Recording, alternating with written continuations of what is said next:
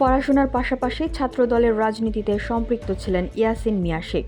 July August অভ্যুত্থানে সক্রিয় ছিলেন, স্বৈরাচার বিরোধী আন্দোলনেও। স্বৈরাচার পতনের পর ভাগ্য পরিবর্তনের আশায় দেশ ছেড়ে পাড়ি জমান রাশিয়ায়। সেখানে একটি কোম্পানিতে কয়েক মাস চাকরি করার পর চুক্তিভিত্তিক যোদ্ধা হিসেবে যোগ দেন রাশিয়ান সেনাবাহিনীতে। গত ২৭ মার্চ যুদ্ধ চলাকালে মিসাইল হামলায় প্রাণ হারান তিনি। এরপর কেটে গেছে প্রায় ২ মাস, কিন্তু এখনও দেশের জুলাই আগস্ট অভ্যুত্থানের সক্রিয় সৈনিক ইয়াসিনের লাশ দেশে ফেরত আনতে পারেনি পরিবার। ইয়াসিনের মা ফিরোজা বেগমের একটাই আকুতি, ছেলের লাশটা যেন দেশে ফেরত আনার ব্যবস্থা করে দেয় সরকার। আর ঋণের চাপে দিশাহারা বড় ভাই রুহুল আমিন শেখ চেয়েছেন ক্ষতিপূরণ। স্থানীয় সূত্রে জানা গেছে, ইয়াসিন ময়মনসিংহের গৌরীপুর উপজেলার ডৌহাখলা ইউনিয়নের মরিচালী গ্রামের মৃত আব্দুস সাত্তার শেখের ছেলে। তিনি রাজধানী ঢাকার একটি কলেজে ডিগ্রি পাশ কোর্সে পড়াশোনা করতেন। স্থানীয়ভাবে ছাত্রদলের রাজনীতিতে সম্পৃক্ত ইয়াসিন জুলাই আগস্ট অভ্যুত্থানে কর্মসূচিতে সক্রিয় অংশগ্রহণ করতেন। ৭ জুলাই কলেজের ক্লাস বর্জন করে বাংলা ব্লকেট কর্মসূচিতে অংশ নেন। এরপর প্রতিটি কর্মসূচিতেই তার সক্রিয় অংশগ্রহণ ছিল। পরিবারের সদস্যরা জানান, ইয়াসিনের বাবার স্বপ্ন ছিল ছেলে সেনাবাহিনীতে চাকরি করবেন। বাবার স্বপ্ন পূরণে বেশ কয়েকবার সেনাবাহিনীতে ভর্তি চেষ্টা করে ব্যর্থ হন তিনি। গত বছরের ৪ সেপ্টেম্বর রাশিয়ার একটি কোম্পানিতে চাকরি করতে দেশ ত্যাগ করেন ইয়াসিন। সেখানে কয়েক মাস চাকরির পর গত বছরের ২২ ডিসেম্বর চুক্তিভিত্তিক যোদ্ধা হিসেবে যোগ দেন রাশিয়ার সেনাবাহিনীতে। রাশিয়ার হয়ে ইউক্রেন যুদ্ধে অংশ নেওয়ার ছবি ও ভিডিও ইয়াসিন নিজের ফেসবুকে প্রকাশ করতেন।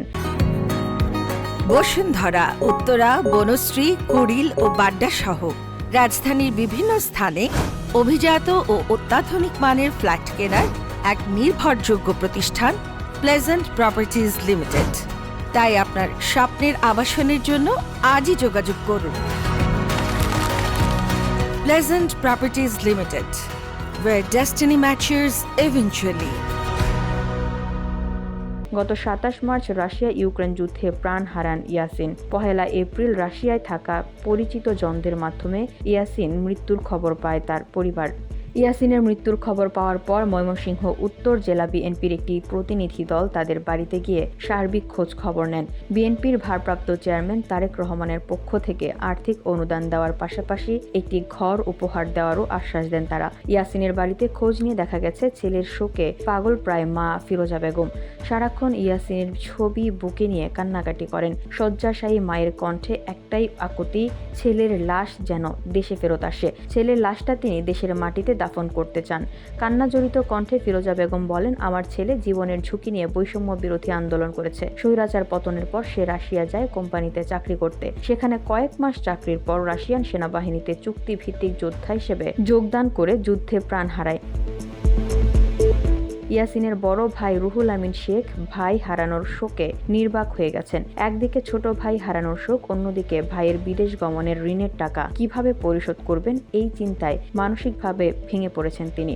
ভাইয়ের লাশ দেশে ফেরত আনা ও ক্ষতিপূরণ প্রাপ্তির জন্য সরকারের সহযোগিতা চেয়েছেন তিনি। উপজেলা নির্বাহী অফিসার এম সাজ্জাদুল হাসান বলেন, রাশিয়ায় নিহত ইয়াসিনের পরিবারের সার্বিক খোঁজ খবর নিয়েছি আমরা। ইয়াসিনের লাশ ফেরত আনতে পরিবার লিখিত আবেদন করেছে। আমরা আবেদন ঊর্ধ্বতন কর্তৃপক্ষ বরাবর পাঠিয়েছি। আমাদের পক্ষ থেকে ইয়াসিনের পরিবারকে সব ধরনের সহযোগিতা করা হবে। VOD Bangla news desk.